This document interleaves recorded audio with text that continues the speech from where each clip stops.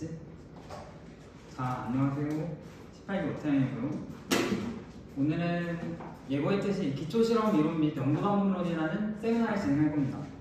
이 세미나를 왜 하냐 하면은 이제 생명과학 분야 연구와 과학 실험, 기초 및 연구방법론에 대한 이해를 돕기 위하여 이 자료를 제작했다고 써있고요. 연구를 하는데 직접적인 도움이 될 수 있기를 바라면서 이 자료를 만들었어요. 여기서 컨텐츠를 좀 보면은 기초생물학 실험과 과학적 방법론, 크게 이 두 가지 주제로 진행을 할 거고요. 각각의 목차를 보면은 일단은 첫 번째가 기초생물학 실험에 관련된 내용인데 랩 세이프티, 이제 실험실에서의 안전 수칙부터 시작해서 연구노트 지금 다들 쓰고 있죠. 연구노트는 어떻게 써야 하는가? 그리고 이제 곧 있으면 RN 실험이 끝나면서 RN 보고서도 쓸 텐데 랩 리포트는 어떻게 작성하는가?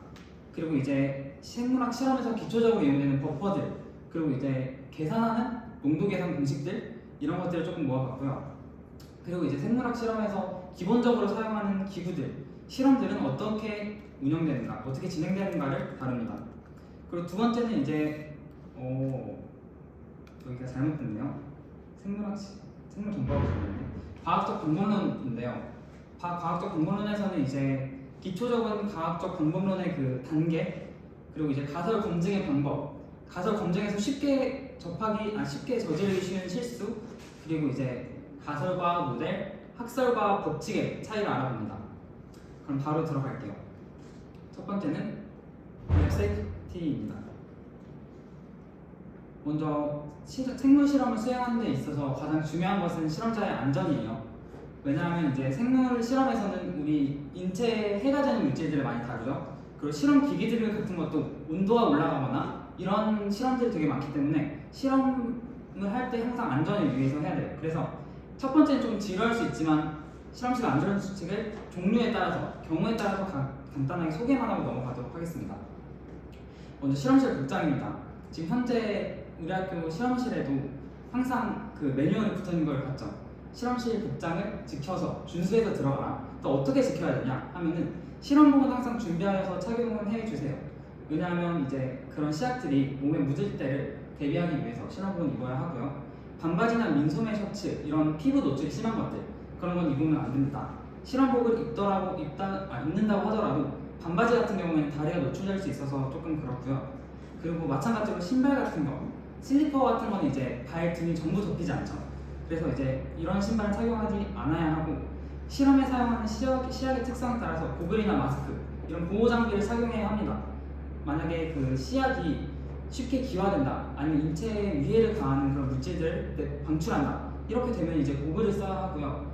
이 실험에 사용하는 시약이 침에 있는 성분이 되게 민감하다 하면 마스크를 써서 시약을 보호하는 데에도 사용을 해야 되겠죠. 그리고 이제 일반 안전수칙에는 이건 가장 기본적인 것들, 실험실에 도착하면 당연히 실험 과정과 위험 물질의 사용 방법에 대하여 숙지하여야 하고요. 이 실험 전에 실험의 프로토콜을 모두 다 같이 작성을 하고 읽을 텐데, 이 프로토콜을 어느 정도 완벽하게 이해를 하고 내가 프로토콜 없이도 실험할 수 있겠다 싶을 정도로 좀 읽어보고서 실험에 임해야지 실험 과정 중에 오타나 오류가 발생하지 않습니다. 그리고 시약 및 이런 화학 물질들은 바닥에 흘리지 않도록 주의를 좀 해줘야 되고요. 실험실 안에서 당연히 음식 및 음료는 섭취를 삼가야 하겠죠. 그리고 실험 전후로 비누로 손을 씻어줘야 합니다. 아무리 장갑을 끼고 내 손을 보호한다고 하더라도 시약이 어떻게 묻을지는 모르는 거기 때문에 항상 손을 씻는 습관을 가졌으면 좋겠고, 그리고 이제 실험실 안에 안전장비가 어떻게 사용되는지, 어디 있는지 정도는 알았으면 좋겠다 라는 거를 담았습니다. 그리고 이 세 번째랑 네 번째는 응급조치와 열, 그리고 불 사용 안전수칙입니다. 응급조치는 간단하시니까 한 번씩 읽어보고 넘어갈게요. 그리고 이제 열 및 불 사용 안전수칙인데, 일단 클린매치 내에서는 알코올 램프를 통해서 살균을 많이 하죠. 실제로 살균을 많이 하고, 세포 실험 같은 경우에도 멸균을 하기 위해서 씁니다. 알코올 램프를. 그래서 이런 촛불이나 가스관을 사용할 때는 항상 고글을 쓰도록 한다라고 안내가 되어 있어요, 이 요령이. 하지만 고글까지는 쓸 필요는 없어도 클린매치 안에서 하니까 주의를 항상 가해야 되는 부분이고요. 그리고 이제 화학물질 가열이 필요할 때가 가끔씩 있는데, 이 가열을 할 때는 성분을 항상 확인해야 합니다. 발화성 물질인 경우에는 이제 발화점 같은 걸 확인해서 그 특정 온도를 넘지 않도록 할 수 있게끔 해야 되고, 모든 실험 재료나 씨앗 같은 거는 항상 불에서 멀리 떨어진 곳에 두어야 합니다. 플라스틱으로 이루어진 포니칼치구나 플라스틱 같은 것도 다 마찬가지예요. 불 가까이 되면 녹거나 탈 수 있는 성질이 있어요. 그리고 그 전동 피펫에 쓰는 전동 피펫 팁 같은 것도 불에 굉장히 잘 타기 때문에 이 불 위로 이동을 할 때도 조심을 해줘야 합니다. 그리고 가열하는 유리 용기는 항상 실험하는 사람으로부터 멀리 위치시켜야 하고, 만약에 시험관 내에서 가열을 한다 하면은 사람이 아닌 쪽을 보게끔 가열을 해야 합니다. 그리고 화학약품 사용 수칙이라 적어봤는데, 재미삼아 섞지 않는 것은 기본이죠. 그리고 이제 화학 물질을 손으로 만지거나 맛을 보거나 냄새를 보면 안 되고요. 그리고 나머지는 다 간단한 내용이라서 넘어갈게요. 유리 기구 같은 경우에도 지금 생명 실험실에는 유리 기구가 굉장히 많이 설거지가 돼서 거기 위에 올려져 있는데, 완전히 건조된 것을 되도록이면 사용하면 좋고요. 그리고 만약에 알코올 냄새 가열을 한다 하면 그 가열된 유리 기구는 당연히 손으로 만지지 말아야 합니다. 그리고 깨진 유리 기구 또한 손으로 만지지 말고 청소도구, 쓰레바지 같은 걸 이용해서 처리를 해줘야 합니다. 그리고 이제 날카로운 금속류 사용 수칙을 적어봤는데, 가끔씩 면도날 같은 거를 사용할 때가 있어요. 이럴 때는 면도날이 굉장히 날카롭기 때문에 주의를 기울여야 한다라는 거고, 이제 생물체 사용 수칙. 일단은 우리 학교에서 미성년자의 그 동물 실험은 불가능하기 때문에 생물과 이게 지금은 많이 필요가 없겠지만 당연히 살아있는 생물의 고통과 위해를 가한 실험은 금하고 있습니다. 그리고 생물체를 직접 손으로 만져서는 안 되고 실험 장갑을 끼고 실험에 임해야 합니다. 만약에 여기서는 진행이 되지 않겠지만 동물 실험을 하는 경우에는 동물이 굉장히 사람에게 민감하게 반응합니다. 쥐를 가지고 행동학 실험을 많이 진행하게 되는데, 실험자의 성별에 따라서도 그 행동의 패턴이 달라져요. 남자나 여자나에 따라서도 그 행동 패턴들이 전부 달라지기 때문에 이런 컨트롤도 유심히 신경을 써야 하고, 동물 실험실이 마련된 법규가 있어요. 그 법규에 따라서 실험을 진행해야 합니다. 뒷정리는 당연히 깔끔하게 원래 있었던 대로 원상복구 해놔야 되고요. 그 다음 아까 앞에서 말했듯 손을 깨끗하게 세척하고 이런 버너나 가스밸브의 상태를 확인해야 합니다. 클린벤치 사용 시에도 UV 멸균을 진행을 해줘야 되는데요. UV 멸균을 할 때는 이 위상차 현미경실에 있는 UV나 그런 거는 자동으로 꺼져요. 근데 펜 같은 경우에는 자동으로 꺼지지 않습니다. 그리고 이 펜은 특정한 사용 시간이 지나면 필터를 교체해야 돼요. 그래서 클린벤치를 못 쓰게 되는 일도 발생할 수 있으니까 이런 펜 같은 거는 꼭 꺼졌는지 안 꺼졌는지 확인하고 실험실에 나와야 한다라는 거고요. 저는 개인적으로 이 부분이 굉장히 중요하다고 생각하는데, 어떻게 연구 노트를 쓰는가? 지금 다들 연구 노트를 쓰고 계시겠죠? 안 쓰고 있나요? 생물 RNA 지금 여기 다 쓰고 있나요, 연구 노트? 네. 수학 RNA도 했나요? 딱히 쓰진 않는구나. 정의를 일단 간단하게 살펴볼게요. 연구자가 연구 수행의 시작부터 이 연구 개발의 결과물을 보거나 발표 또는 지식 재산권의 확보 등에 이르기까지의 연구 과정 및 연구 성과를 기록한 자료라고 나와 있고, 이 연구 노트의 유형 크게 두 가지로 나눌 수 있어요. 서면 연구 노트, 전자 연구 노트. 서면 연구 노트라는 건 이제 종이에다 직접 필기로 작성한 것, 이것을 서면 연구 노트라고 정의를 하고 있고, 전자 연구 노트 같은 경우에는 패드 또는 노트북에다가 이러한 그 연구의 과정들을 기록한 것을 전자 연구 노트라고 합니다.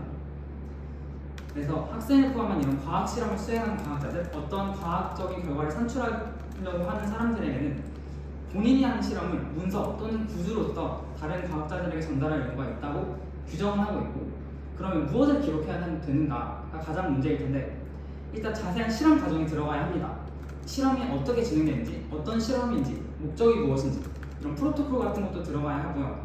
그럼 이 실험에서 사용하는 용액, 시약, 제조법, 프로토콜이죠. 이런 게 들어가야 하고, 그리고 각 및 장비의 설치, 이 장비를 어떤 걸 썼는가가 중요합니다. 그래서 들어가야 하고, 당연히 실험 결과가 나왔다면 들어가야겠죠. 실험 결과도. 그리고 여기에서 가장 마지막에 나온 게 과학자의 사고 및 관찰 과정 등인데요. 실험을 하면서 한 번에 성공하는 경우가 많지는 않아요. 실제로 우리도 1학년 연구를 할 때 1학년 연구가 전부 성공한다는 보장이 없거든요. 그래서 내가 이 연구를 진행하면서 어떠한 생각을 가지고 어떻게 이 현상에 대해서 접근하였는가, 그리고 만약에 실험 결과가 나왔을 때 이 실험 결과를 나는 처음에는 어떻게 바라보고 어떻게 해석했는가를 같이 기록하면 됩니다. 실제로 이거는 법령정보센터의 행정규칙으로 나와 있어요. 연구 노트 지침이라고 나와 있는데 지금 이 앞의 내용은 여기서 전부 따온 건 아닌데 일부 이 내용을 참고하긴 했고요. 얘가 실제로 나중에 어떤 법적인 지식재산권을 확보하거나 그럴 때 법적인 증거로 사용이 됩니다. 그렇기 때문에 규정을 하고 있습니다. 그래서 연구노트 작성 요령을 좀 가져와 봤는데 이거는 여기서 지금 설명하고 있는 건 이상적인 연구노트를 작성하는 법일 뿐이에요. 이 지침이나 그런 데서 규정하는 것을 몇 개 정리해서 왔는데 우리는 아직 고등학생이고 또 하니까 각자의 상황에 따라서 뭐 아래는 실험 주제나 어떤 방법에 따라서 형식이나 내용 등을 달리해도 됩니다. 근데 작년에 나눠줬던 그 연구노트의 형식을 보면은 보통은 이 지침에서 요구한 것들을 다 따르고 있긴 하거든요. 그래서 아마 올해 나눠준 연구노트도 다 따르고 있을 거라 생각을 하는데 올해 연구노트 다들 받았나요, 학교에서?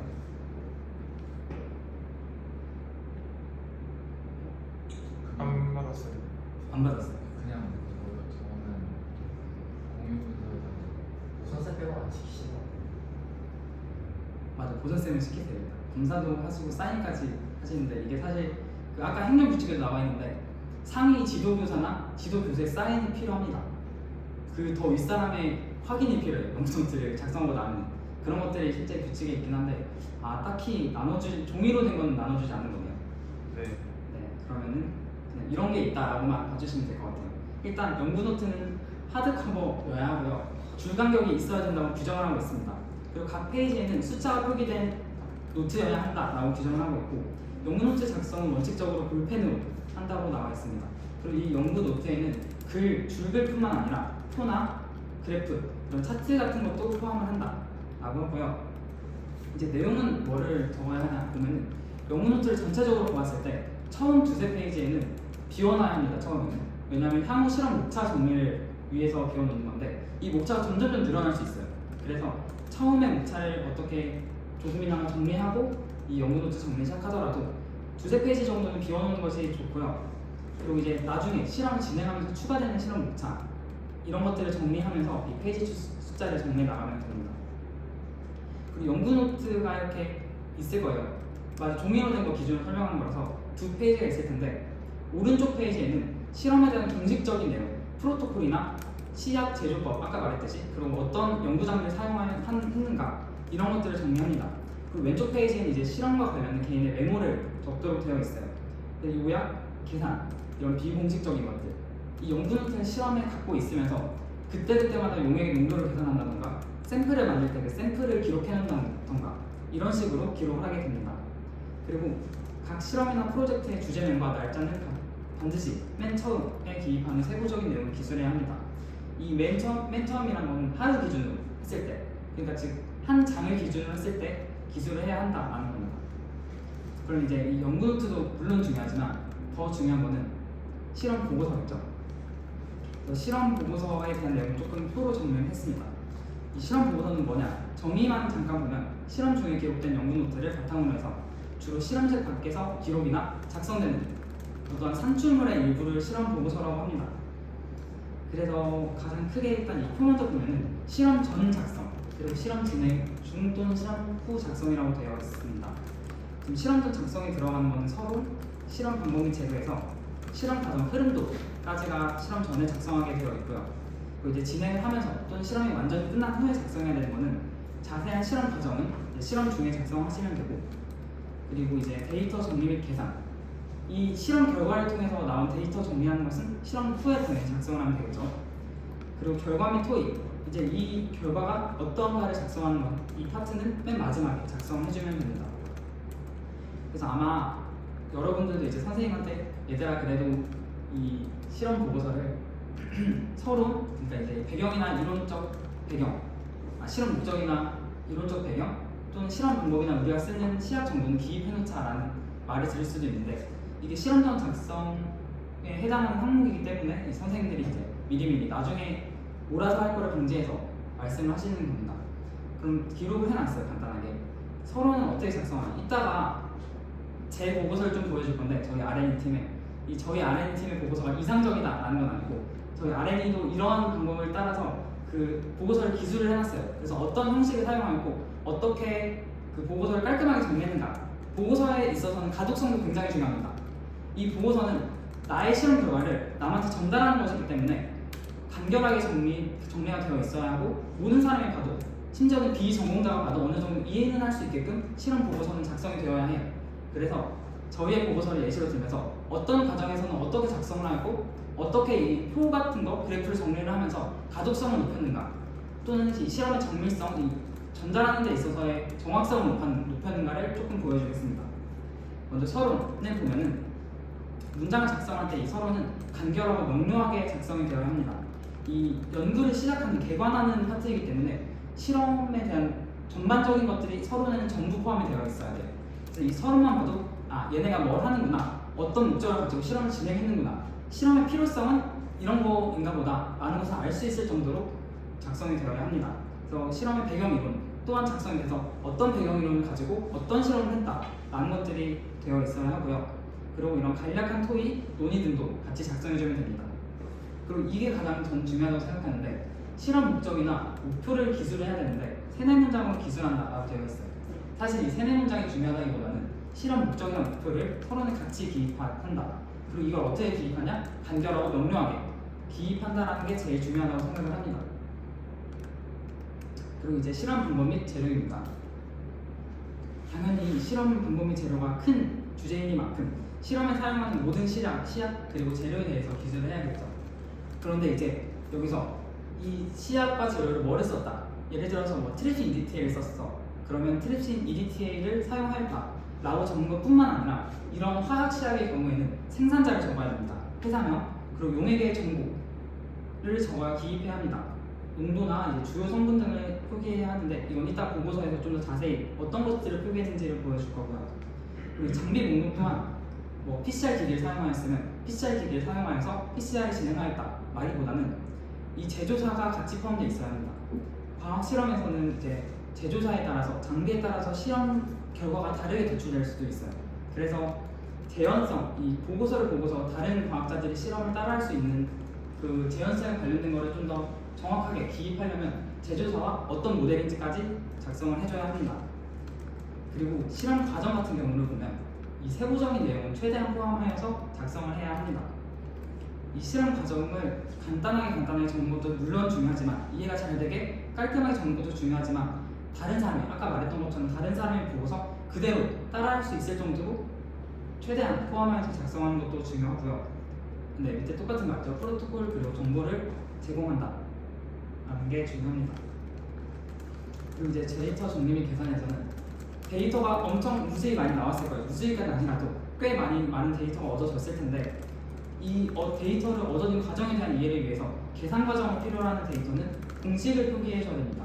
최소한 한 세트 이상이 공식을 직접 기입을 해서 어떤 공식을 통해서 어떤 값을 유도했다 그런 것들을 적어줘야 하고요. 이 밑에는 당연한 것들이죠. 데이터는 통계 프로그램을 이용하여 분석을 해야 되고 물론 손으로 계산을 하지는 않겠죠. 그리고 실험에 대한 결과는 표와 그래프를 이용하여 정리하고 작성한다. 그럼 이 연구 노트에는 아까 앞에서 그래프나 그런 거를 표를 직접 써놔야 한다고 했어요. 근데 이런 것들 이제 서면 연구 노트의 경우 종이에 작성하는 경우에도 직접 손으로 그래프를 넣고 출력물을 같이 첨부해도 됩니다. 네, 출력물을 첨부해도 되고 연구 노트에 붙여놓으면 된다. 그리고 전자 연구 노트의 경우에도 이 표 같은 거를 그냥 복사 붙여넣기 할 수 있으니까 이런 걸 넣어놓으면 된다라는 거를 좀 말하고 싶고요.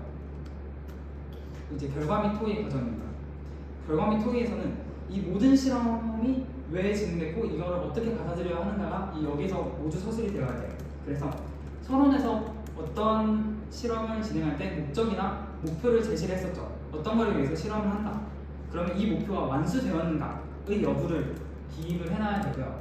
실험으로 얻어진 데이터의 유의성에 대한 분석을 같이 작성을 하여야 합니다.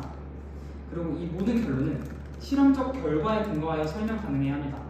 뒤에서 설명하겠지만 과학적 방법론에서 가설을 설정하고 그 가설을 검증할 때 이게 안 지켜지는 경우가 있어요.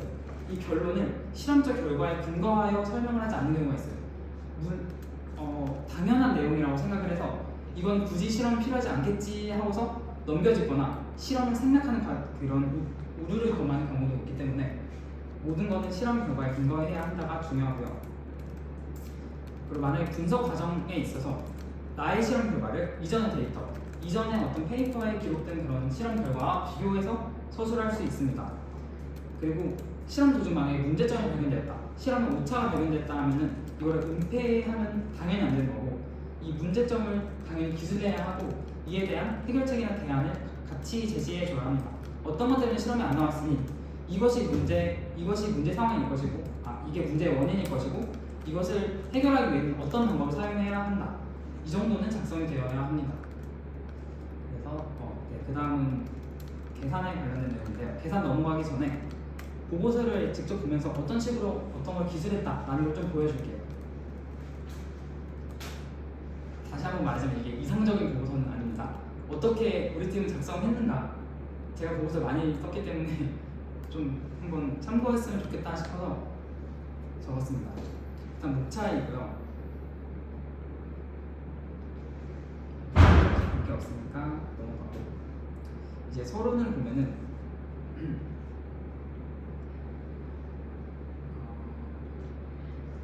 지금 서론에서 보면 크게 두 개로 나눠놨어요. 연구 동기랑 연구 목적. 이 연구 동기에서는 이 연구를 왜 하게 됐는지, 이 연구의 필요성이 무엇인지, 그리고 아까 앞에서 말했듯이 그 선행 연구에 대한 내용도 일부 포함되어 있습니다. 보면은 이제 선행 연구나 자료 조사에 대한 이론적 배경은 이런 식으로 국립암센터에서 지금 이러한 현재 문제 상황을 같이 기술하였고요. 저희는 이제 주제가 췌장암 세포주에서 가스트로딘이라는 이 천마의 주요 성분이 가지는 항암 효과를 탐구하는 그런 실험이었기 때문에 이제 사전 연구로서 항암제에 대한, 지금까지 이 특정 암에 대한 항암제 연구는 어느 정도 진행되었고 현재는 어떤 것이 문제 상황이다 라는 것을 서론에 기입했습니다. 그리고 이 사실 연구에서 물질을 선정할 때 명분이 굉장히 중요해요. 지금 여기서는 췌장암과 가스트로딘이라는 두 가지의 물질을 선정하였는데 왜 하필이면 많고 많은 암 중에서 췌장암이냐, 그리고 많고 많은 천연물이 굉장히 많을 텐데 왜 하필이면 천만을 사용하였느냐, 그리고 그 중에서도 왜 가스트로딘이라는 그 퓨어한 성분을 사용하였느냐를 기술을 같이 해줘야 합니다. 그리고 이제 연구 목적은 아까 그 앞에서 말했듯이 간략하게 적어놨어요. 어떤 거를 사용해서 진행을 하고, 그럼 뭐를 가장 중점으로 해서 이 효과를 분석할 것인지, 그리고 연구 목적을 이렇게 크게 네 가지로 나눠서 기입을 해놨습니다. 이 네 가지로 나눈 이유는 사실 이 과학 전람의 특성에도 굉장히 중요한 건데, 하나의 팁을 주자면 심사위원들이 가장 처음 보는 거는 서론이랑 결론이에요. 서론 결론을 먼저 보고 서론에서 체크하는 부분이 이 연구 목적과 연구 결과가 얼마나 일치하는지. 내가 만약에 연구 목적을 네 가지를 설정했다, 그러면 당연히 실험 결과도 네 가지, 결론이 네 가지가 나와야 합니다. 네 가지에 대한 분석이 전부 들어가 있는지, 어느 수준으로 분석을 하였는지를 보기 때문에 이런 식으로 간단하게 정리하는 것이 읽기도 편하고 이런 심사에서도 이점이 좀 있을 수 있다라는 거는 팁 정도로 들으면 될 것 같고요. 그래서 최종 목적은 이제 췌장암 세포에서 저희가 쓴 물질 가스트로딘이 항암 물질로서의 사용 가능성, 그리고 이 항암 효과에 대해서 탐구한다라는 겁니다. 그래서 이론적 배경을 아까 서술하려고 하였으니 서술을 하였습니다. 여기는 그냥 짝짝짝 넘기면 되고,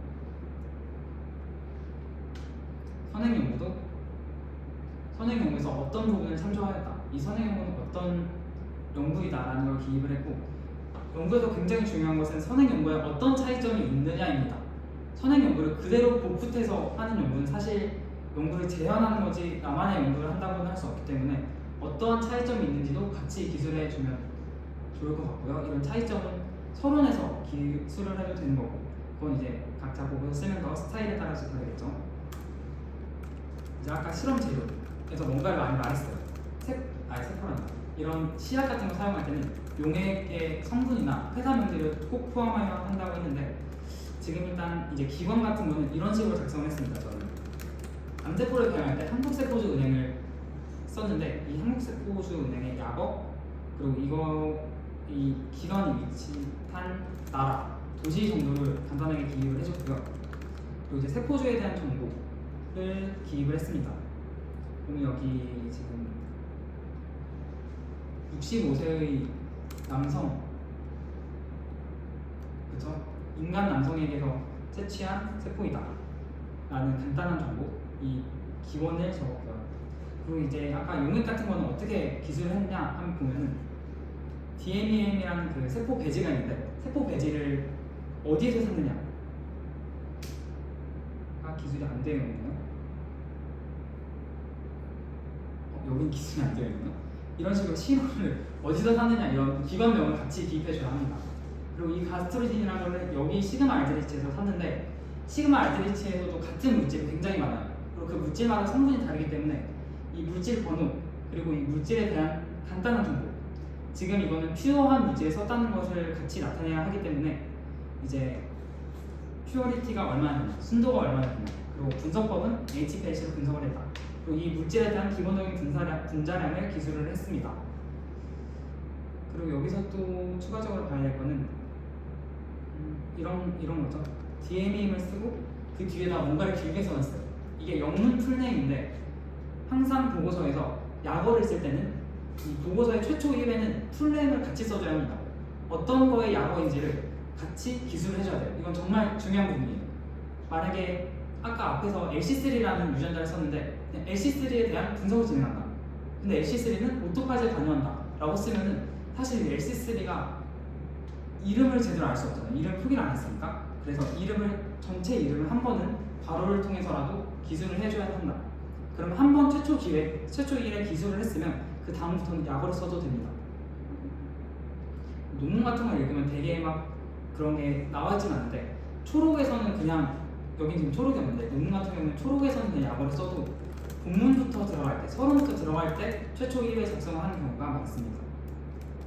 쭉쭉쭉 보면 이제 표 같은 것도 RT-PCR을 진행을 하였는데 이제 키트를 사용하였습니다. 이제 RNA 추출하는 거 그리고 RT-PCR을 진행하는 거에 키트를 사용했을 때 어떤 데에서 만든 키트를 사용하느냐 이 키트 같은 것도 실험의 목적은 같지만 이 효율이나 이런 걸 따지기 위해서 키트를 달리해요. 구성을 다르게 해서 가격대에도 차이가 있고 실험의 효율에도 차이가 생깁니다. 그래서 어디에서 어떤 제품을 구입해야 하는가를 같이 기술해 줘야 하고 이제 저희는 프라이머는 주문 제작을 하였기 때문에 이 서열을 같이 함께 기재를 했습니다. 여기도 보면 MTT 같은 것도 다 플레임 여기서 이제 화학협회에서 규정하는 화학식과 이름들을 기재를 해줬습니다. 그리고 여기는 가스트로진 사용이었는데 아까 명분이 굉장히 중요하다고 했죠. 물질의 명분. 왜 하필이면 이것을 사용하는가? 이게 어떠한 연구에서의 이점이 있어서 사용하였는가가 중요하기 때문에 저희는 이거를 강조하고자 이렇게 따로 페이지를 만들어서 적었습니다. 경기도 과정, 이게 과정을 나갈 때 경기도 과정이랑 전국 과정 이 두 가지 스텝이 있는데 거기서 이제 심사위원들이 이런 걸 물어보더라고요. 왜 이걸 썼냐? 왜 퇴장하느냐? 다른 암에다가 적용시킬 수는 없는 거냐? 이런 식으로 많이 물어봐서 명분이 굉장히 중요하다는 것을 알 수 있고요. 연구 과정입니다. 아까 연구 과정이 상세하게 기재되어 있어야 한다고 말씀을 드렸듯이 상세하게 기재를 해놨습니다. 실험 재료는 어떤 실험 재료를 사용하였는지 그리고 이 실험 과정은 어떤지 이 실험 과정만 보고서도 연구를 어느 정도 따라할 수 있을 만큼 적었습니다. 그리고 이제 그 후에 후처리는 어떻게 하는지 후처리는 어떻게 하는지 같은 걸 같이 기재해줬고요. 그리고 아까 기기를 적을 때도 기기에도 이제 기기명이나 회사, 모델 같은 걸 같이 포함해야 한다고 했잖아요. 이런 식으로 저희는 주석으로 달아놨습니다. 위상차 현미경은 무엇을 사용하였고 어떤 브랜드의 어떤 모델명, 이 모델명을 사용하였다. 그리고 클린벤치도 어떤 걸 사용하였고 인큐베이터, CO2 인큐베이터라서 이걸 사용하였고 원심분리기도 이러한 회사의 원심분리기를 사용하였다. 이런 것들을 적었습니다. 이것도 마찬가지로 아까 약어를 설명할 기술할 때도 최초 이름만 작성하면 된다고 했죠. 이 기기 같은 것도 최초 이름만 작성하고 나머지는 쭉 적어도 됩니다. 만약 기기를 다른 거를 썼다. 똑같은 PCR을 진행하였는데 이 기기가 다르다 하면은 그거는 그거에 대해서 각각 기술을 해주면 되는 거겠죠. 이런 식으로 사진도 좀 첨부하고 모든 실험에 대해서 프로토콜을 상세하게 기술을 해놨습니다. 그래서 이제 디프리저 같은 것도 어떤 모델, 어떤 회사의 디프리저를 사용하였는지 다 적어놨고요. 그리고 이게 아까 말했던 그 공식에 대한 내용입니다. 여기에서 이 MTT SL라는 것을 사용하였는데 MDT 에세이를 아마 배웠다고 들었어요. 분석하는 방법을 1학년 수업에서 배웠다고 들었는데 이런 공식이 있죠. 그럼 이 공식을 어떻게 계산하여서 그 데이터를 유도해내는지 공식이 들어가야 하고요. 쭉 내려가다 보면 이제 여기까지는 연구에 대한 내용입니다. 연구에 대한 내용이고 이제 연구 결과를 한번 볼게요. 아까 연구 결과를 설명할 때 4가지의 목적을 저희 팀에서 설정을 했잖아요. 그러면 이 4가지 목적과 결론이 부합하여야 한다고 했죠. 그래서 연구 결과를 할 때도 이런 식으로 카테고리를 달아서 카테고리마다 연구 결과를 기술을 해놨습니다. 이런 식으로 기술을 해놨고 그래프도 작성할 때 이런 식으로 작성을 해서 데이터를 이게 데이터인데 원 데이터를 어떻게 표현했는지 그래프로 나타냈고요. 이제 결론을 보면은 아까 보고 싶은 건 4가지를 먼저 설정했습니다. 이 아포토시스 지포를 이용해서 세포 사용량을 분석한다가 첫 번째 목표였기 때문에 여기에 대한 결과 그리고 이제 이 농도별 세포 사용량 유도율을 분석하기로 아까 목적에서 2번에서 기술을 해놨었거든요. 그럼 그거에 대한 내용 두 번째 똑같이 순서 맞춰서 세 번째, 네 번째까지 적어놓으면 되고 여기에서 이제 이 4가지가 되면은 목적에 부합하는 거 4가지 다 적은 거긴 한데 이제 최종적인 이 4가지를 융합해서 어떤 실험 결과를 얻었는가를 저희는 설명하려고 이 마 항목을 추가해서 총체적인 결론을 내렸습니다. 그리고 이제 재현 및 실험에 관한 고찰에 적어야 하는데 아까 이제 문제가 생겼으면 데이터나 실험 과정상의 문제가 생겼으면 이 문제 상황을 기술하고 이제 어떠한 대안이 있는지를 적으라고 했죠. 그래서 여기에서 적어놨습니다. 적어놨는데 잠시만요. 저희는 여기서 원래 이 연구를 할 때 8월까지 목표가 웨스턴 블러셀에서 분자량을 시각화하는 것까지가 목표였는데 분자량을 시각화를 못해서 거기에 대한 분석을 하지 못했어요. 그래서 그거를 이 보고서에 기재를 해놨습니다. 근데 지금 여기에 기재를 했었나 어디에 기재를 했는지가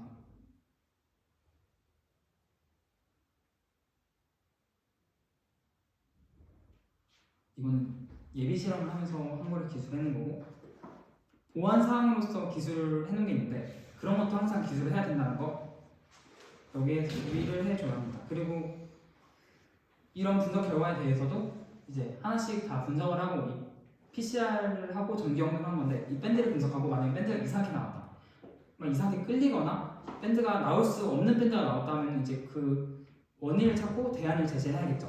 이런 식으로 연구보고서를 작성할 수 있다. 이 파트가 좀 중요한 파트라서 자세하게 시간을 들여서 설명을 했습니다. 그럼 이제 실험에 대한 전반적인 이제 노트 작성법 그리고 레포트 실험 보고서 작성법을 알아봤으니까 실험에서 많이 쓰이는 것들에 대한 정보를 조금 더 알아보고 이 실험 기기 같은 거는 어떤 방법으로 사용하냐 적어도 어떤 실험을 하는데 사용하냐 정도는 좀 알았으면 좋겠어서 간략한 정보들을 이제 조금씩 소개를 해보도록 할게요. 먼저 물입니다.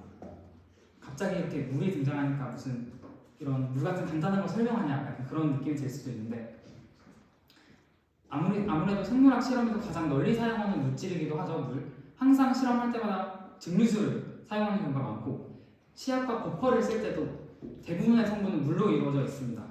그래서 이 물이 어떻게 사용되느냐 하는 걸 잠깐만 보면은 이런 분석 장비를 사용할 때도 물을 쓰고요. 세포 배양 배지 제조를 할 때도 물을 쓰죠. 배지 만들 때 가루 넣고 증류수를 같이 넣어서 섞잖아요. 이런 식으로.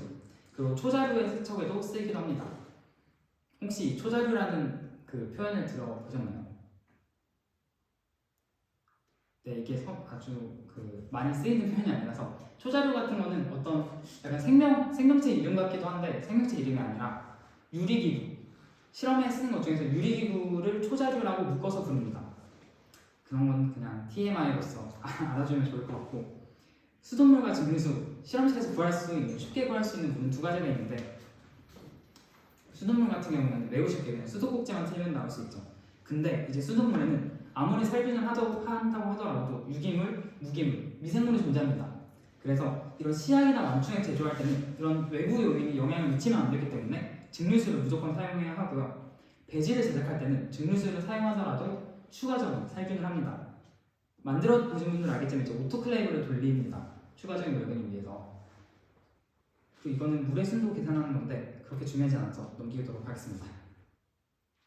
그리고 이제 물에도 약간 이런 게 실험을 하면서 저는 약간 궁금해서 찾아봤던 항목이긴 하거든요. 1학년 때도 물의 이 증류수에도 종류가 좀 많아요. 지금 학교에 있는 실험 기기는 아니지만 이제 초순수 제조 장치를 가져왔습니다. 학교에도 이런 식으로 어떤 뭐 깔때기 모양의 뭐가 달려있고 그 옆에 증류수를 뽑는 장치가 따로 설치되어 있는 걸 알 수 있죠.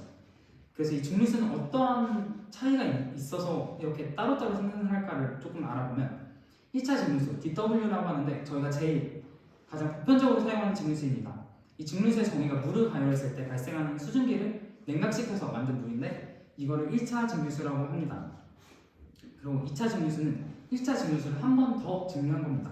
그리고 마지막으로 초순수, 이 3차 증류수라고도 하고 DIW라고 하는데 이건 정말 순수한 물의 성분만을 함유하는 그런 수질을 나타내는 순수한 물입니다. 제일 아무런 그런 성분 없이 성분이 들어가지 않고 물만 있는 이게 초순수를 정의하는데도 기준이 있어요. 어떤 성분의 함량이 얼마 이하여야 한다라는 기준이 있어서 그걸 만족시키는 물이 되겠고요. 극도로 정제한 물입니다. 그래서 증류나 이온 교환, 역침투 등을 조합하여서 최대한 외부 물질을 빼기 위한 과정을 거칩니다. 그 중에서 이렇게 생긴 기기는 이온 교환을 이용해서 초순수를 생성하는 기기입니다. 학교에 있는 것도 초순수를 생산할 수 있어요. 시간이 조금 걸리긴 하는데 이게 정말 정밀한 실험에서 필요하다 하면 사용할 수 있습니다.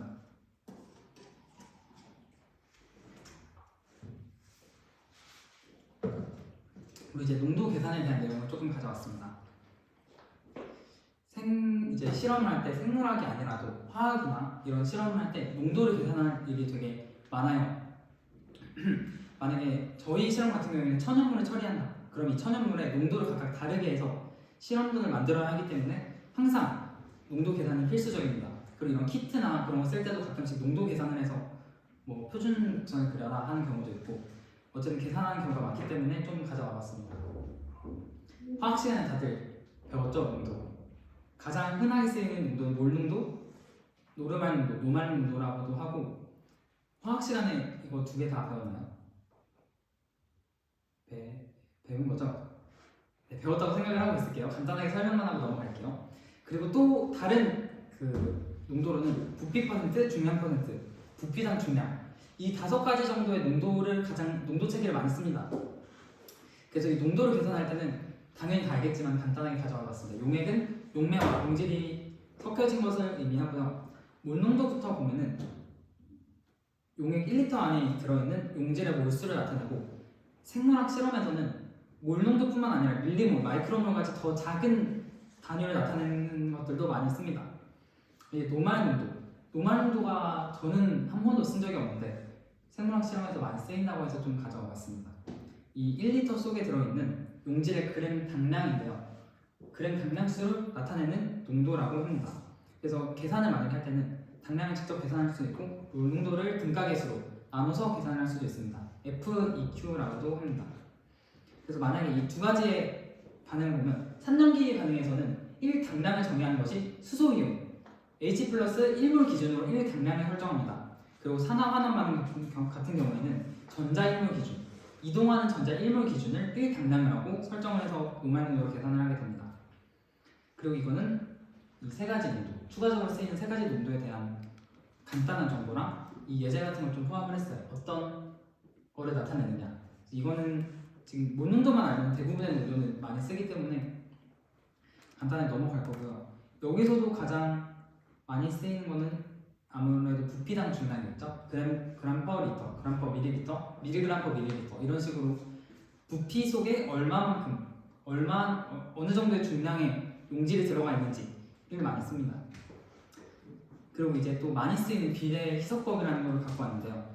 고농도의 원액을 이용해서 단 특정 농도의 용액을 제조할 때 유용하게 쓰입니다. 그래서 이러한 비례식을 통해서 계산이 가능하고요. C1, V1은 C2, V2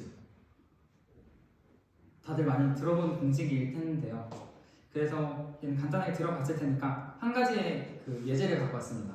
EDTA 용액, 이모농도의 EDTA 용액을 사용해서 0.5몰, 0.1몰 EDTA 용액을 100ml씩 만들고자 할 때 이제 0.5몰의 EDTA를 먼저 만든 뒤에 이제 이몰 농도는 쓰지 않고 0.5몰의 EDTA 용액에서 다시 용액을 따서 희석하고 100ml를 각각 100ml를 맞춘다고 할 때 필요한 이몰 농도의 EDTA는 얼마나 되겠는가 라고 하면은 지금은 계산을 하지 않도록 하고요. 계산을 안 하고 넘어가고 만들고자 하는 용액 속에 포함된 물질의 몰수를 계산해서 어느 정도의 몰이 필요한가 그러면 처음에 쓸 이 0.5 EDTA 용액의 양을 알 수 있겠죠.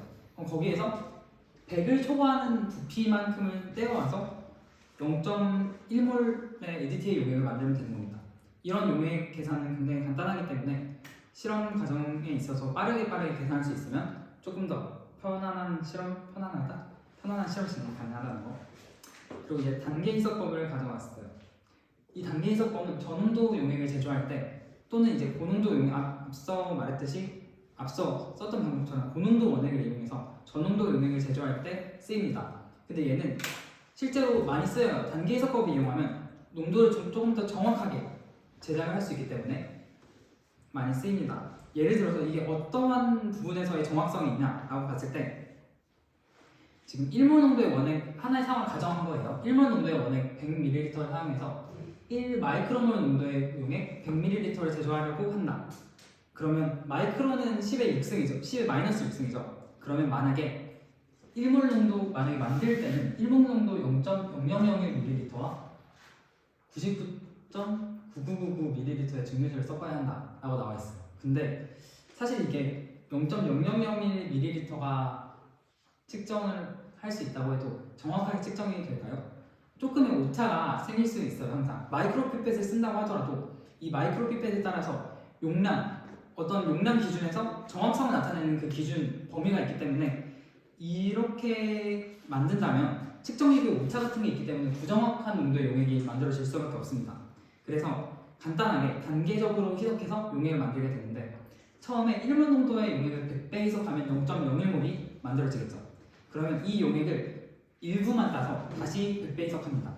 그 다음에 두 번째로 만들어진 용액을 다시 일부만 따서 100배 희석하면 쉽게 이 세 번의 희석 과정으로만 세 번의 희석 과정으로만 진행을 했을 때 1마이크로몰 용액을 제조할 수 있습니다. 이런 거는 실험에서 굉장히 많이 쓰이는 희석법이기 때문에 알아두고 활용하면 좋습니다. 그래서 어떻게 활용되냐? 실제 활용되는 사례를 갖고 와봤는데 세균 실험을 할 때 하는 예시를 잠깐 갖고 왔어요. 실험적 예시. 이게 세균수 측정을 할 때 표준 평판법을 이용하는데요. 이때 10배 단계 희석이라는 것을 사용합니다. 일단 이 같은 경우에는 세균수 측정인데 그러면 약간 이런 의문이 들 수도 있는데 세균수를 측정할 때 OD 값을 보면 안 될까? 라는 의문이 들 수도 있어요. 근데 OD는 그 용액 안에 있는 세균을 전부 측정하기 때문에 사균수, 죽은 세균까지 전부 측정을 하게 됩니다. 그래서 생균수를 측정할 때는 이 표준 평판법을 이용해서 직접 살아있는 시료를 도말한 다음에 살아있는 친구들이 이제 콜로니를 형성할 테니까 그 콜로니 진락의 수를 세서 세균수를 측정하게 됩니다.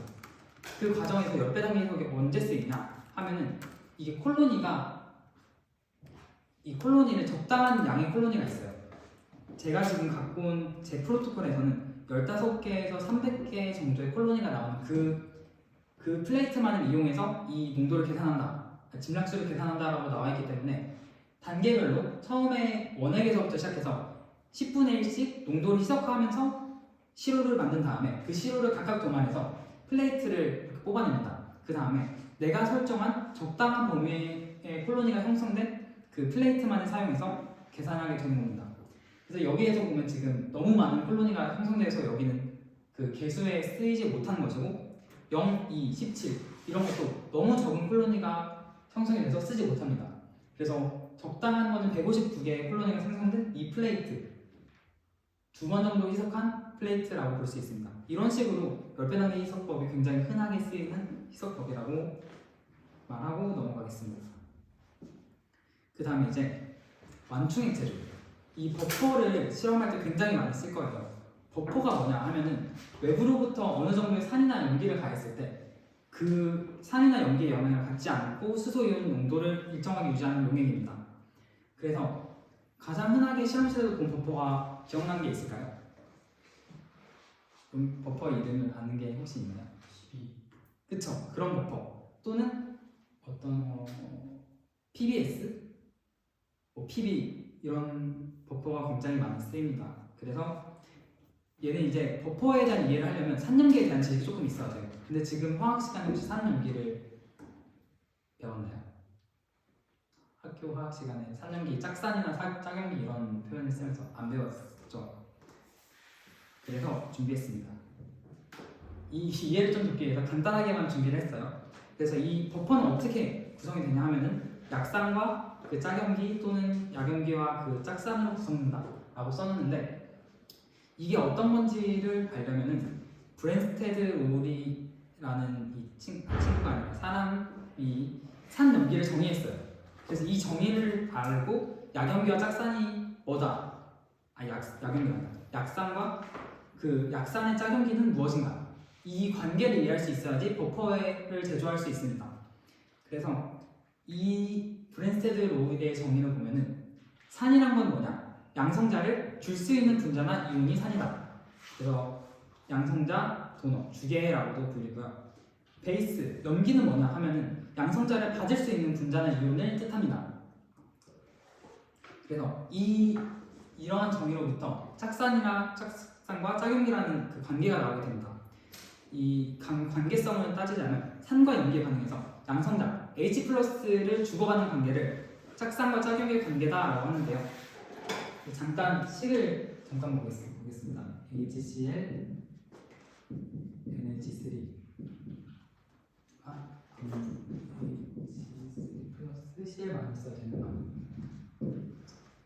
Cl-가 되는 과정에서 이 단계에서 짝산과 짝염기를 정의할 수 있습니다.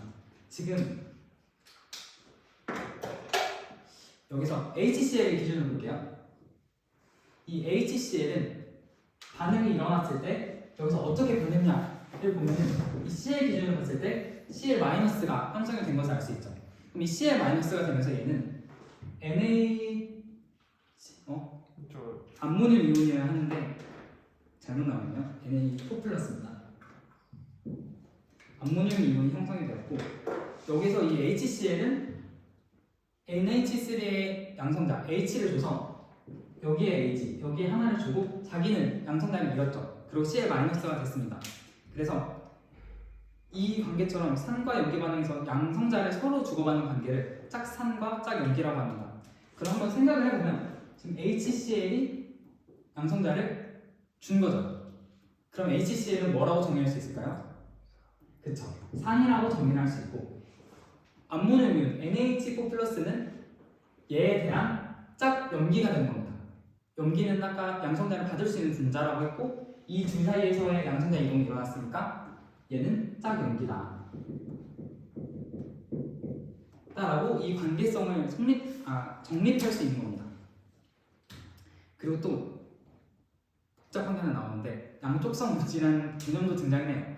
얘는 또 산과 염기 모두로 작용할 수 있는 물질이에요.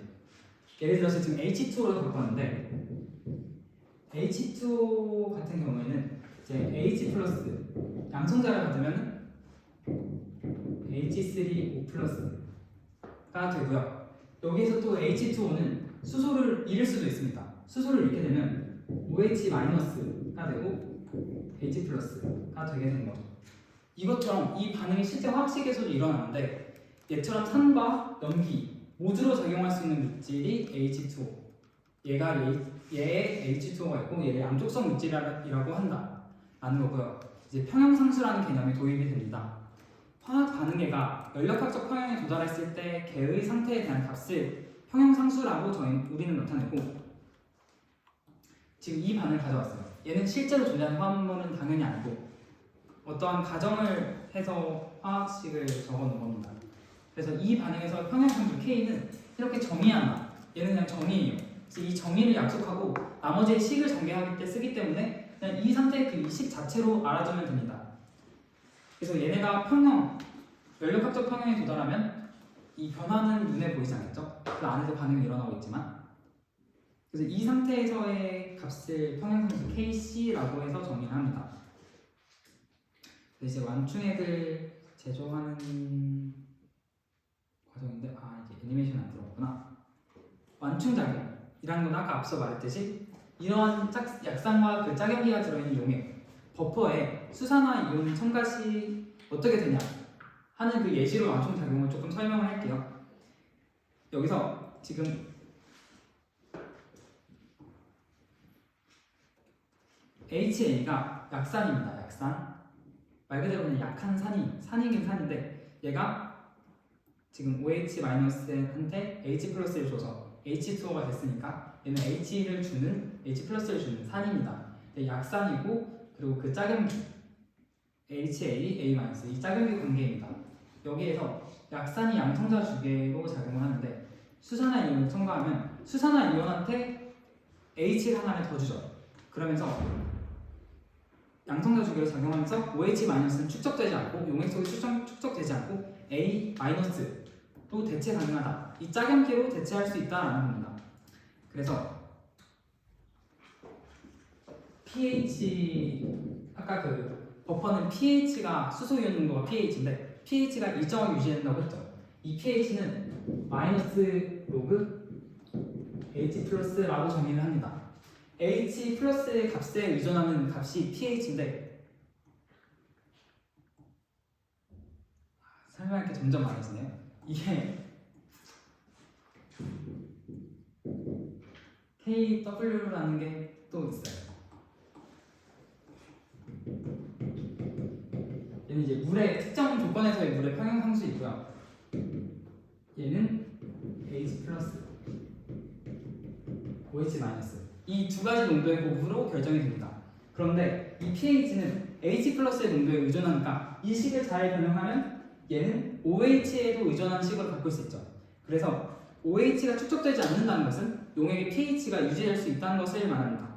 그래서 이 핸더슨-하셀바흐 식이라고 해서 K의 평형상수에 대한 로그식을 나타낸 것인데 얘는 어차피 2학년 때 여러분도 배울 거니까 엄청 어렵게 받아들이지 말고 그냥 이런 식이 있다 정도로만 생각을 하고 있으세요. 지금 pH를 계산할 때는 이 KA, pKa라는 게 있고 여기에서 로그를 취한 값 근데 로그를 어디에 취했냐면 HA, 산분의 염기로 취한 값으로 pH를 계산할 수 있다라고 해서 이 식을 통해서 이제 버퍼를 여러분이 제작할 수 있게 되는 겁니다. 원하는 농도의 원하는 pH를 가진 버퍼를 제작할 때 핸더슨-하셀바흐 식을 써서 버퍼의 그 pH를 정할 수 있어요. 그래서 대부분의 생물 반응은 세포 안에서 일어나죠. 그리고 세포는 대부분이 물로 구성되어 있습니다. 그래서 물에서의 평형은 이렇게 되고요. H+와 OH-가 같이 존재하죠. 이거는 아까 그 pH에 대한 내용이라서 스킵하도록 할게요.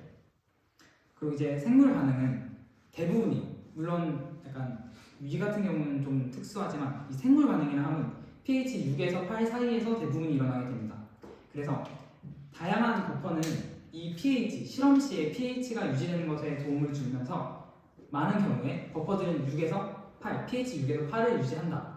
그래서 이 가장 아까 제가 언급했던 버퍼 중에 하나가 PBS라는 버퍼인데요. 인산염을 통해서 만듭니다. 이 버퍼는 대부분이 6.8에서 7.4 정도의 pH를 유지하고 있어요. 시중에 판매되는 것도 이 정도 수치를 가지고 있고 네, 포스페이트 버퍼, 이 PB입니다. PB. 그래서 얘는 6.5에서 7.5 유지해서 세포 안 환경과 매우 비슷한 환경을 제공하고요. 그런데 이제 또 버퍼를 쓸 때 고려해야 되는 게 버퍼 속의 내용물입니다. 인산 암중액 같은 경우에는 이제 얘가 그냥 여러 가지 물질의 혼합으로 이루어져 있겠죠. 근데 생물체에 칼슘 이온 또는 마그네슘 이온과 이 PB가 반응을 할 수 있어요. 반응해서 어떤 침전을 형성할 수 있어서 주의를 좀 요해하고 이제 그래서 실험을 할 때는 어떠한 버퍼가 반응성이 가장 낮은지를 판단해서 실험을 써야 합니다. 그리고 또 이 버퍼가 일부 효소의 기능을 저해하는 면이 있어요. 그리고 아까 6.5에서 7.5라고 했으니까 이 범위대에서만 pH를 유지할 수 있는 거죠. 완충할 수 있는 거죠. 이러한 한계가 있어서 등장한 게 쌍성이온 완충액이라는 겁니다. 그래서 이거는 기존 완충액이 가진 단점, 이러한 단점들을 극복하기 위해 구하는 완충액이고, 뭐 아세테이트, 포른산염, 시트르산염 등의 약산을 이용하여 제조한다. 근데 이거는 그렇게 크게 몰라도 되고, 내가 수행한 실험에서 어떤 버퍼를 사용해야 하는지 정도만 알면 됩니다. 그래서 실제로 어떤 세포 실험을 할 때 세포를 한번 씻어내는 과정이 있어요. 세포에 붙은 그런 항체들이나 그런 거 떨어뜨리기 위해 씹는 과정이 있는데 그때는 PBS를 씁니다.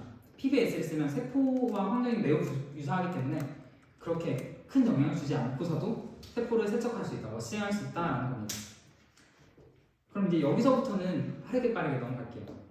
어떻게 그 실험 기구를 사용하냐, 어떤 실험 기구를 쓰냐라는 건데 피펫을 제일 처음으로 들고 왔습니다. 물질의 정량적인 이유로 사용이 되고요. 네, 여러 가지 종류가 있죠. 10, 20, 200, 1000. 이 외에도 2마이크로리터, 1마이크로리터도 계량할 수 있고 더 큰 농도 그럼 또는 이거보다 더 작은 농도 0.1마이크로리터 같은 거를 계량할 수 있는 피펫도 있습니다. 그런데 이제 아까 앞서서도 이제 그 측정 기구의 오차를 말했는데 마이크로 피펫마다 정밀도가 상이하기 때문에 가장 적은 용량을 측정할 수 있는 피펫을 이용하면 정밀한 측정이 가능하다라는 거 한 번 더 강조를 하겠고요. 이제 원심 분리기는 중력과 회전압을 이용해서 샘플을 분리하는 실험 기기입니다. 이거는 실험실에서 굉장히 많이 쓰이는 기기 중에 하나죠. 항상 여러분들도 실험실에 가면 뭔가 열심히 돌아가고 있는 소리를 들을 수 있는데 대부분의 경우 원심 분리기입니다. 그래서 고속으로 회전하는 로터에다가 샘플이 담긴 튜브를 꽂아서 사용하게 되고요. 여기서 원심 분리기의 속도를 각각 다르게 설정해야 돼요. 내가 얻고자 하는 샘플이 무엇인가, 정제하고자 하는 것이 무엇인가에 따라서 속도가 달라집니다. 그렇기 때문에 이거를 잘 고려를 해야 되는데 학교의 원심 분리기도 그렇고 대부분의 원심 분리기가 그렇다들 두 가지의 단위를 씁니다. RPM과 RCF 이 두 가지의 단위를 쓰는데요. RPM 같은 경우는 분당 회전수라서 이 회전단, 로터를 보고서 로터의 크기나 모양 그리고 로터의 중심으로부터 회전자, 샘플을 꽂는 데까지의 거리를 고려하지 않는 값입니다. 그런데 그에 반해서 RCF는 상대 원심력이라고도 한국어로 하고 얘는 원심 분리기의 회전 속도 그리고 로터의 반경, 돌아가는 로터의 반경, 회전 중심까지의 거리 쉽게 말하면 그 로터의 반지름이라고 생각하면 돼요. 이 거리를 고려해서 아래와 같은 식으로 계산이 됩니다. 얘는 실제로 그 프로토콜을 보면은 어떤 프로토콜은 G, 중력 단위로 설명하는 경우도 있고 어떤 프로토콜은 RPM으로 설명하는 경우도 있어서 이 설정을 할 때 변환이 필요한 경우도 가끔씩 있습니다. 그때 이런 걸 좀 사용하면 유용하다라는 걸 좀 알려주고 싶어서 같이 넣었습니다. 그래서 RCF는 방금도 말했듯이 단위는 중력 단위 G를 사용한다. 그리고 로터, 회전자의 반지름 R은 센티미터 단위로 기술을 한다.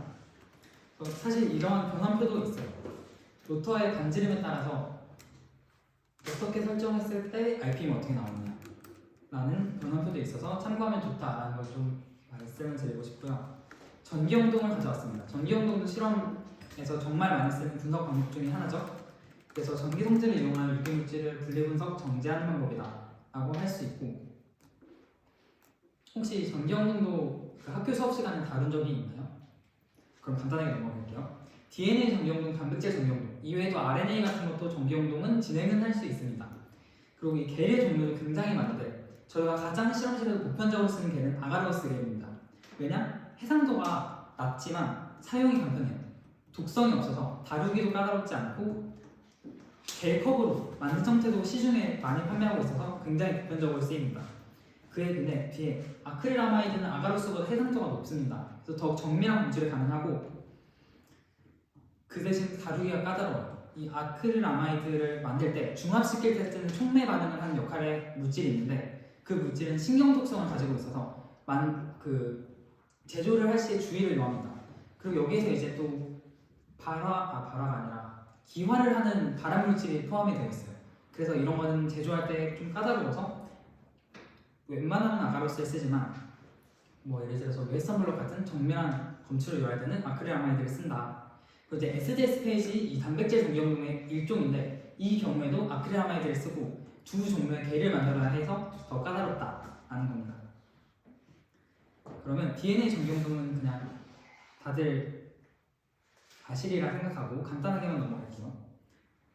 여기서 조금 봐야 하는 게 DNA가 이동하는 속도의 차이가 생겨서 분리하는 원리이고 이 속도는 분자량 표질수록 낮아지고 겔의 농도가 높을수록 겔의 매트릭스 이 그물 구조가 더 촘촘하게 발생해서 속도가 낮아집니다. 그리고 이거 고려를 좀 해줘야 되는데 같은 분자량의 DNA이더라도 구조에 따른 속도의 차이가 발생한다 라는 겁니다. 그래서 이 요인을 딱 모았을 때 DNA 분자의 크기 당연히 영향을 미치겠고요. 아가로스 계래 농도가 높아질수록 속도는 낮아진다라고 했습니다. 그리고 이제 DNA 구조에도 영향을 받습니다.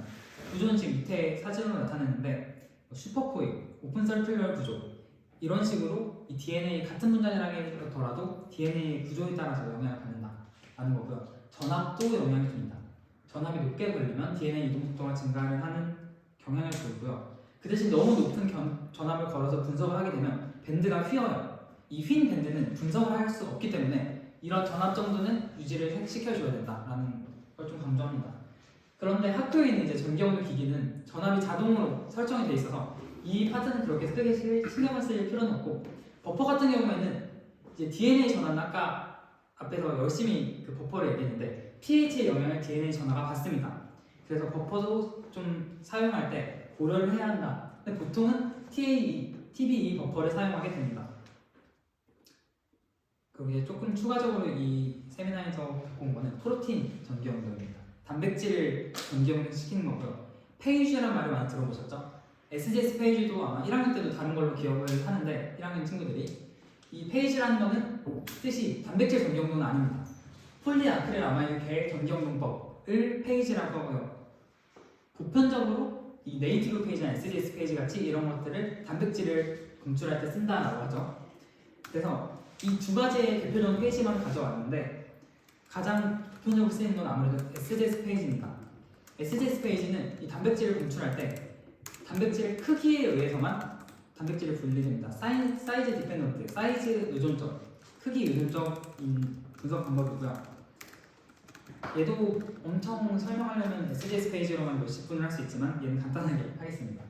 SGS 페이지는 이제 사이즈 의존적이라고 했죠. 그 단백질의 크기에만 영향을 받아서 전개가 되어야 하기 때문에 추출한 샘플에 대해서 처리가 필요하다.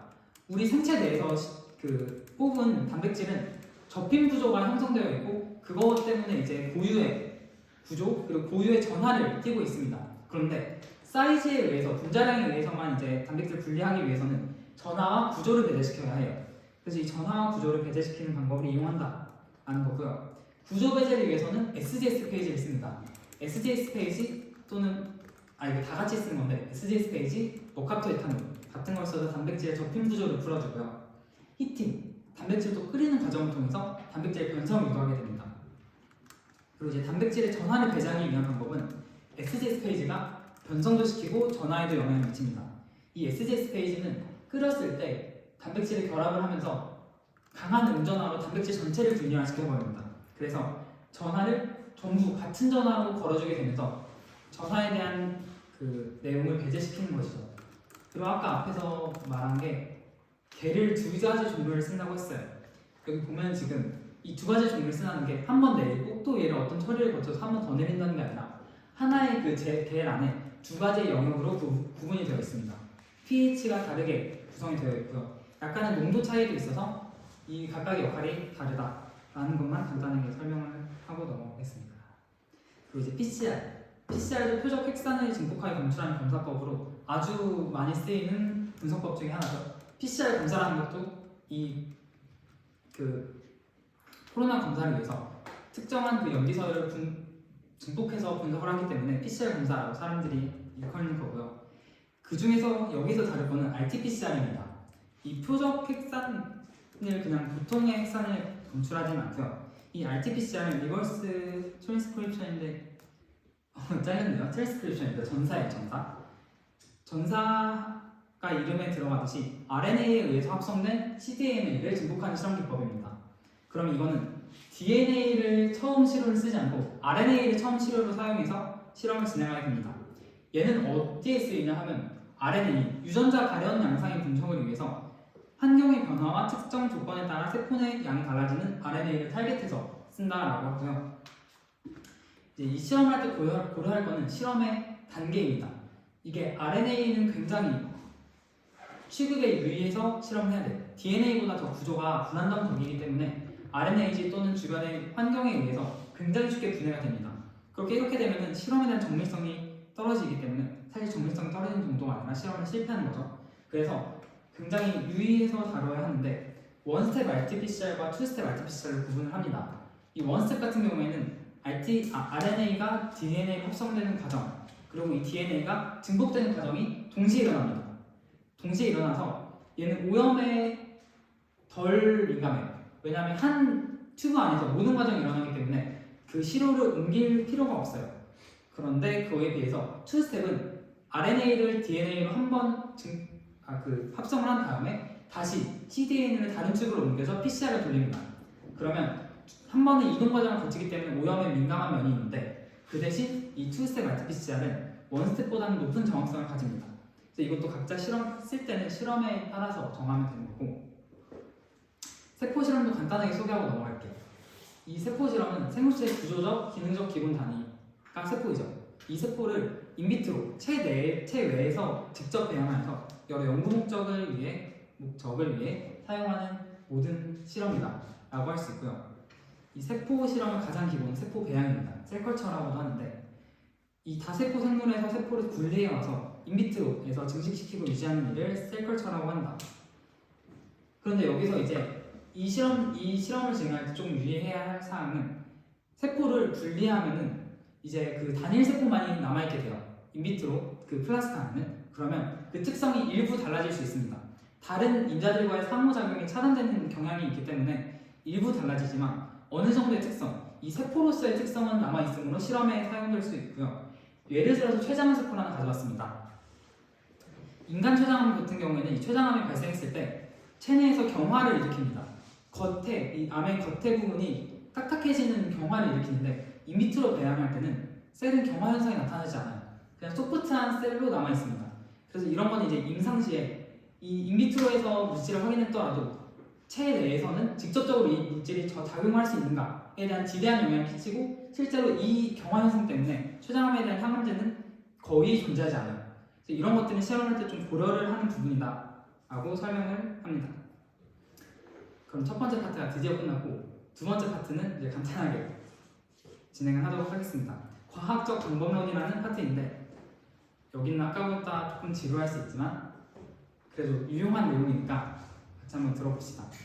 일단 과학적 방법론이 무엇이냐 하면은 현상을 연구하고 새로운 지식을 구축하거나 이전의 지식들을 모아 통합할 때 사용되는 기법이다라고 설명하고 있는데 간단하게 말해서 이 과학 실험, 과학에 대한 연구, 분석을 진행할 때 사용되는 여러 기법들을 전부 통틀어 놓은 것을 과학적 방법론이라 하고 이 과학적 방법론은 과학자들이 오랜 시간에 걸쳐서 총체적으로 이 세계를 정확하고 객관적으로 구성하기 위한 노력이다라고 적혀있는데 이게 세계가 아니라 체계입니다. 체계를 정확하고 객관적으로 구성하기 위한 노력을 과학적 방법론이라고 한다. 그런데 그래서 이제 과학자는 과학 실험에 의해서만 이 결과를 분석해야 하는데 가끔씩 개인적이나 사회적 신념이 자연현상을 이해하고 해석하는 데 영향을 미치기도 합니다. 자신의 신념 때문에 어떠한 가설을 마음속에 깊이 묻고 이 실험 결과가 나왔어도 이 실험 결과는 분명 뭐가 잘못된 거일 것이다. 이럴 리가 없다. 라고 생각을 하는 경우가 있습니다. 그러나 과학자들은 학설 확립을 위해서는 당연하게도 표준 절차와 규칙을 준수해서 이러한 영향을 최소화해야 한다는 것이고요. 이 단계가 구성이 되어 있습니다. 첫 번째는 관찰이라는 단계인데요. 이거는 사실 엄청 간단합니다. 어떤 현상을 관찰하고 그 다음에 이 현상에 대한 질문을 떠올립니다. 이거 왜 그렇지? 이건 어떤 것 때문에 그렇지를 떠올리고 그 다음에는 가설을 세우게 됩니다.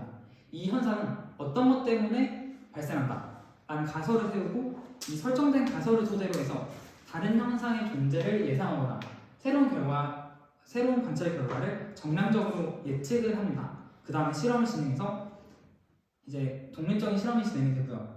만약에 실험을 통해서 내 가설과 일치해서 이 가설이 증명되었다 라고 표현을 하면 가설은 이제 더 이상 가설이 아니라 학설 또는 법칙으로 간주를 하게 됩니다. 과학계에서는. 그래서 가장 중요한 것이 가설을 검증하는 것입니다. 결국엔 실험의 목적 자체가 가설을 검증하는 거예요. 이 가설을 통해서 가설의 유의미한가를 검증하는 게 실험이고요. 실험 검정에 대해서 먼저 소개를 하겠습니다. 이거는 이름에서도 그렇듯이 실험을 통한 검증을 말하고 실험 가설을 세울 때는 항상 가설을 증명하거나 또는 이 가설을 실험 결과와 가설과 반하는 실험 결과가 나왔을 때 가설을 폐기할 수 있도록 가설은 작성을 해야 합니다. 그래서 이제 여기서부터는 그 연구를 할 때 설정을 해야 되는 그런 변인들과 변수들 그리고 대조군 실험군을 어떻게 설정해야 되는가를 다룰 테니까 여긴 좀 중요하게 봐줬으면 좋겠습니다. 측정 실험과 조작 실험이 있는데 이 측정 실험 같은 경우는 조건을 바꾸지 않고 관찰 연구를 하는 것을 말합니다. 있는 그대로의 현상을 바라보는 것이 측정 실험, 이제 조작 실험은 조건을 바꾸고 이 조건에 영향을 긍정하는 것을 말합니다. 이것이 가설 연용법이죠. 그래서 가설을 검증할 때는 조작 실험을 진행한다 라는 걸 알아놓으면 되고요. 이제 변인입니다. 이 변인이 사실 이건 초등학생 때부터 들어왔기 때문에 굉장히 간단한 것 모두들 다 잘 알고 있는 내용일 겁니다. 하지만 이 실험을 진행할 때는 이 변인 통제가 제대로 안 되는 경우가 있어요.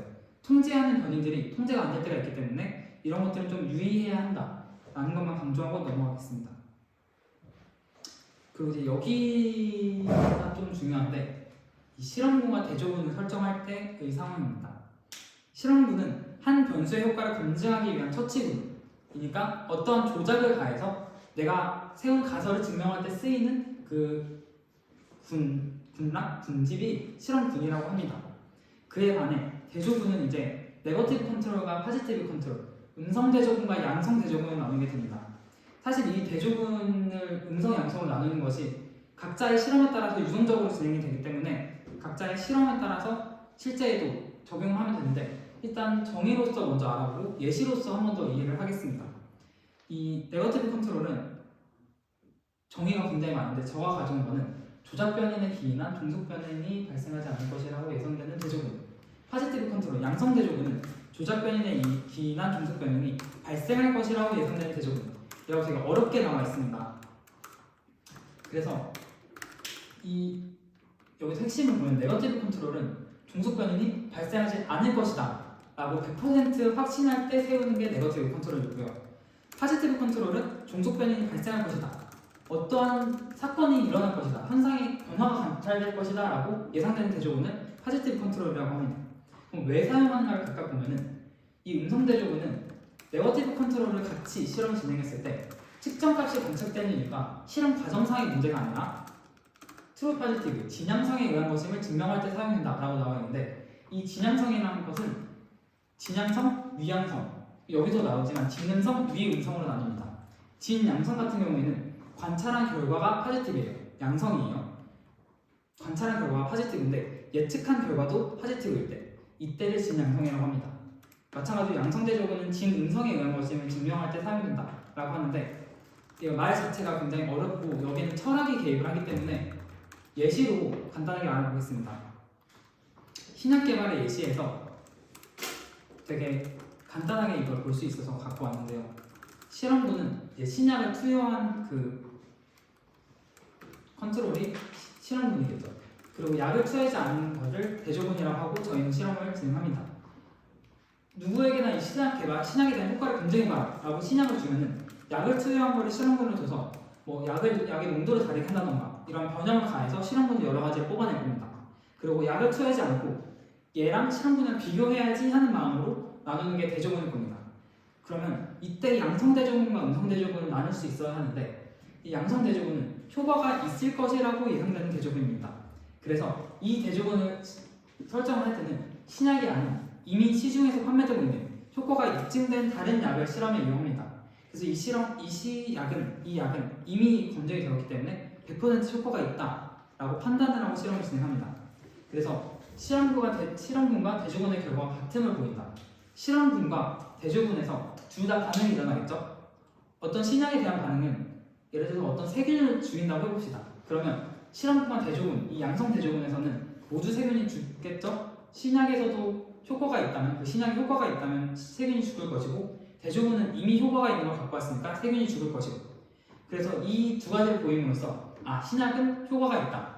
그리고 대조군에 비해 얼마만큼의 효과를 지닌다를 정량적으로 판단할 수 있고 그에 비해서 음성 대조군은 효과가 없을 것이라고 예상되는 대조군입니다.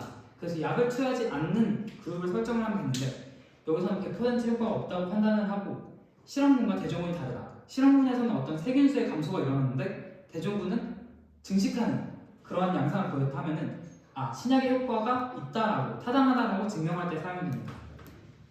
여기서 이제 양성대조군은 어떤 의미를 갖나 잠깐 알아보면 시판 의약품과 비교를 했을 때 새로운 처리가 얼마나 유의미한 변화를 유발하는가 그리고 통제 변이이 얼마나 잘 통제되었는가를 판단할 수 있게 됩니다. 여기서 흥미로운 사실 하나를 보면은 음성대조군에서는 위약을 사용한다는 것을 좀 볼 수 있습니다. 이렇게까지 실제 실험에서는 섬세하게 대조를 나눠야 된다. 이 약을 투여한 행위 자체로도 플라시보 효과가 발생할 수 있기 때문에 플라시보 투여군이라고 해서 위약을 투여하는 실험군을 설정한 대조군을 설정해 주는 겁니다. 그래서 이런 것들도 직접 본인들의 연구에다가 적용시켜서 어떤 것들을 조작해야 하는가를 조작하는가에 활용을 하면 됩니다. 그리고 이제 이거는 오차인데요. 아까 말했지 이건 아까 앞에서 말했기 때문에 간단하게만 넘어갈게요.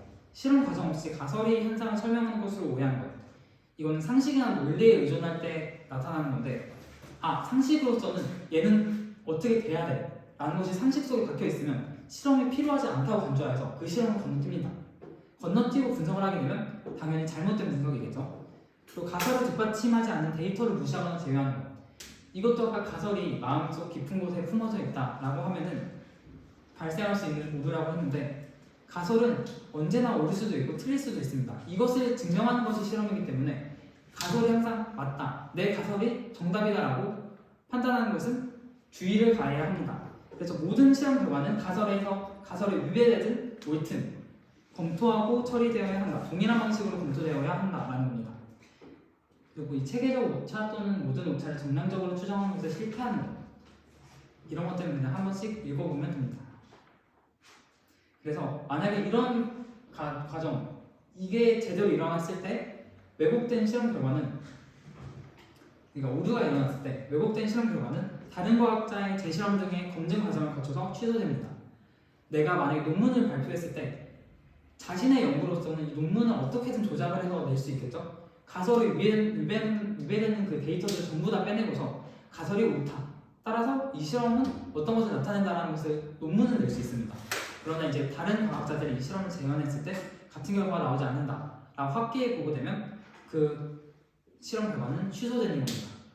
그래서 하나의 그 엄청난 파장을 가진 논문이 발간이 되면 실제로 굉장히 많은 세계 각국의 과학자들이 달려들어서 재현을 합니다. 재현을 하고서 이게 정말 맞는 학설인가를 검증하는 과정을 거쳐요. 실제로 그 과정을 여러분 눈앞에서 지켜봤죠? LK99라고 하나 고려대학교에서 나온 논문을 검증하기 위해서 세계 각국에서 이 LK99는 초전도체다 아니다로 실험을 했습니다. 그리고 이 레시피에 따라서 만들었을 때 초전도 현상이 발생한다 안 한다 갖고 강론들박이 굉장히 많이 펼쳐졌죠. 이러한 과정을 나타냅니다. 이 지식의 발달은 이 세 가지 가설, 모델, 학설 및 법칙 이 순서로 지식이 발달하게 됩니다. 처음에는 가설이었다가 어떤 최소한의 조건을 만족하면 모델이 됩니다. 그리고 이게 완전히 실험으로서 증명이 되면 가설이 되는 거고 얘가 정립되면 학설이 됩니다. 그래서 이거는 그냥 참고용으로 알아두면 됩니다. 모델 같은 경우는 한번 보면 얘는 가설과 학설 및 법칙은 이해가 됐죠. 근데 이제 모델 같은 경우는 보면 얘는 성립하는데 최소한의 조건을 만족하여야 한다고 했는데 예시로 보어의 원자 모형이 있습니다. 얘는 전자가 핵 주위의 원형 궤도를 공전하는 것으로 보어의 원자 모형을 설명하고 있죠. 그러나 원자의 회전 모멘텀 등의 실제 지금의 과학기술로서는 이제 더 많이 관측될 수 있는 거는 설명을 하지 못했어요.